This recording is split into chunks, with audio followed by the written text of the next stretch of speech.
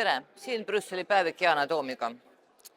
Ja räägime täna sellest, kuidas erinevad Euroopa riigid tegelevad hinnatõusu leevendamisega. Eestis, nagu teame, ei tegele sellega mitte keegi. 1. juulist jõustus sotside, Eesti 200 ja Reformierakonna valitsuse poolt heaks kiidetud käibemaksu tõus. Seega tõusid ka hinnad ja valitsus laiutab käsi. Ei saa teha mitte midagi. See on vale.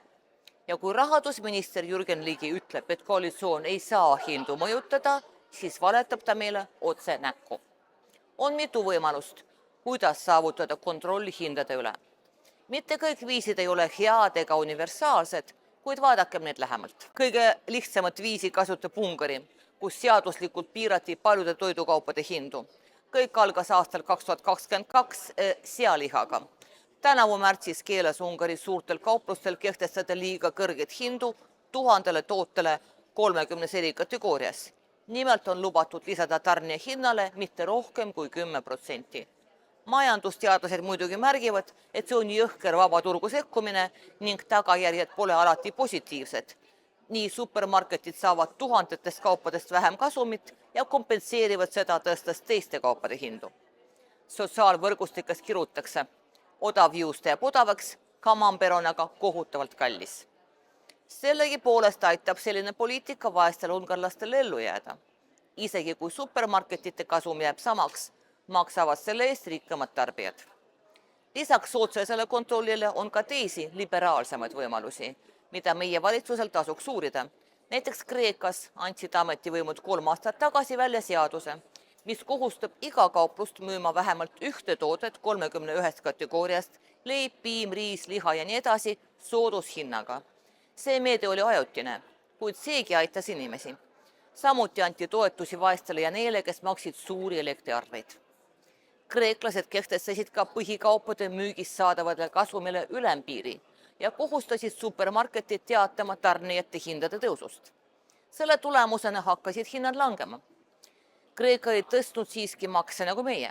Küll aga võideldakse seal nähtuse vastu, mida nimetatakse greedflation ehk ahnusinflatsioon, kui kauplused tõstavad kasumi saamiseks hindu rohkem, kui tegelikult oleks vaja. Jürgen Ligi väidaks muidugi, et konkurentsikeskkonnas hoitakse hinnad äärmiselt madalad niikuinii. Konkurentsi tingimustes küll, aga Eestis on supermarketite lõviosa vaid 6 kaubandusketi kätes.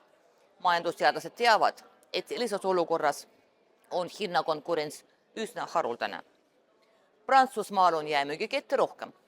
Seal leiti oma viis hindade stabiilsuse tagamiseks. Toiduainete tarnijad ja supermarketid lepivad kokku valitud toidukaupade hindades kord aastas ning seejärel ei muutu hinnad aasta jooksul. Lisaks jälgib Prantsuse valitsus tarnijate hinnadünaamikat ja kui hinnad langevad, räägib suurimate supermarketitega läbi, et need omi hindu alandaksid. Inspektorid käivad kauplustes ringi, kontrollivad hinnasilte. Ja kui mõni supermarket ei täida oma kohustusi, võidakse teda koguni trahvida. Pluss sellest räägitakse prantslastele, kes siis hääletavad jalgadega. Maltal on alates 1947. aastast olnud keeruline hinnaregulatsioonisüsteem. Kui sellest ei piisa, peab valitsus nagu Prantsusmaal kauplustega läbirääkimisi hindade alandamiseks. Eelmise aasta alguses nõustus rohkem kui 400 Malta kauplust vähendama 450 toidukauba hindu vähemalt 15% võrra. Kõige värskem ja lähedasem näide on Läti. Seal on majandusminister seadnud eesmärgiks vähendada toiduainete hindu 20% võrra. Võimud on suurte jäikettidega kokku leppinud, et need vähendavad igal nädalal 10 eri kategooria toidukauba hindu. Luuakse veebileht, et tarbija näeks, kust ja mida saab osta odavamalt. See on ka võitlus ahnusinflatsiooni vastu. Läti konkurentsinõukogu arvates on üle poole toidukaupade juurdehindlustest ebaõiglased, eriti lätemaiste toodete puhul. Vaadates meie pooleti vägisi jõuavad järeldusele, et meil on olukord sama või hullemgi.